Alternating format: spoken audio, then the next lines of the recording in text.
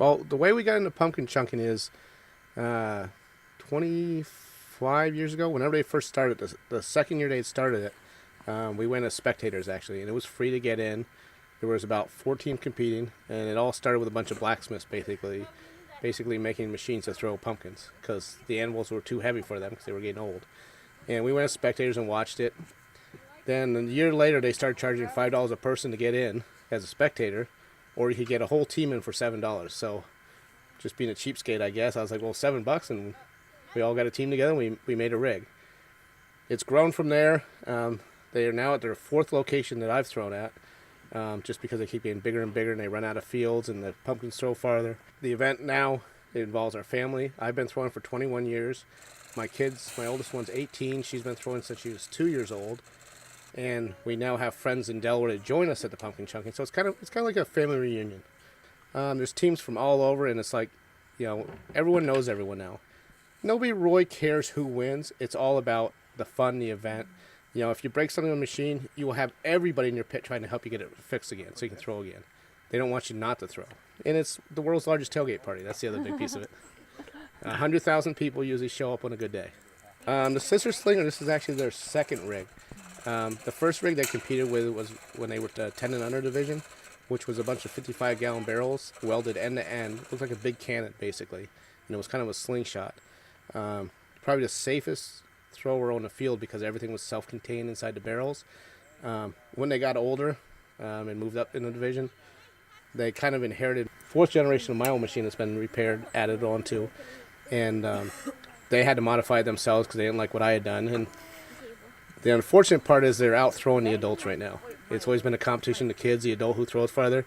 And right now, because we let them, they're beating us.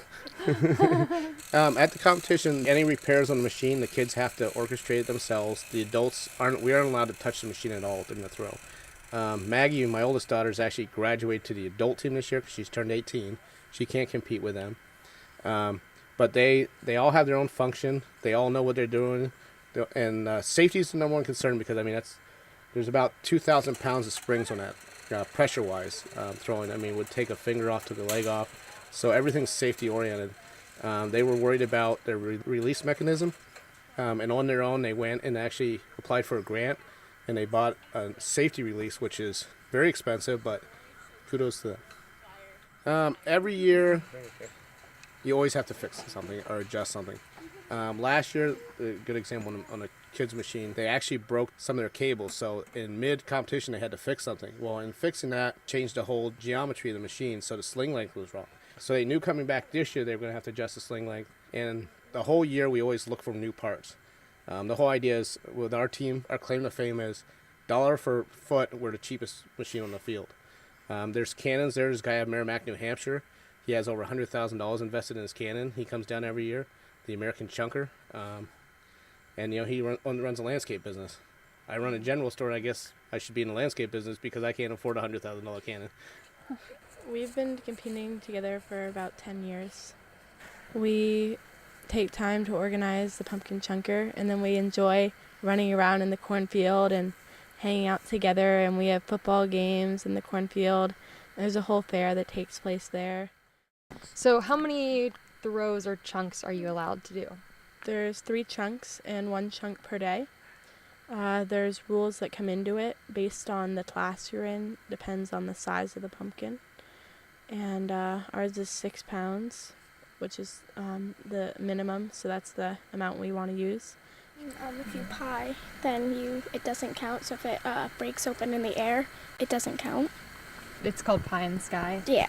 We've been doing well. Some of the other competitors have gotten better, and we had some bad luck this year with some issues like the line drive and the machine breaking a little. But we've been doing really well. We had a battle when we had our world record because our sling broke and went over the fire line and back and landed on the other side. And they were like, your throw is disqualified, and we're like, no, it's not. And they DQ'd us, and we went back to the morning meeting on Sunday and brought up the rule book and said, in the rule book here it states that if something lands on the firearm side, that the fire line side, that the throw is DQ'd, but ours didn't land on it. It flew in it and landed on the other side. And they did a vote, and our throw was counted, and we won the world record.